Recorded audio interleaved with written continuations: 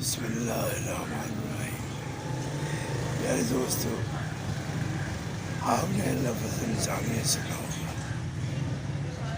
تو آپ کو پتہ ہے کہ انسانیت کیا ہے۔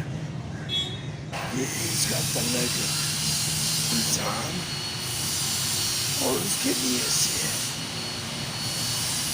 یعنی کہ اگر انسان کی نیت جس طرح ہوگی ویسے اس کے اعمال ہوں گے،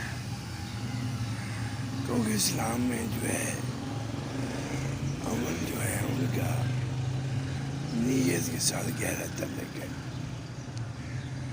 تو پیارے دوستو، اپنی نیت کو اسلام کے مطابق رکھیں تاکہ آپ کی دنیا اور آخرت کامیاب ہو جائے۔ اللہ سب کو کامیاب کرے۔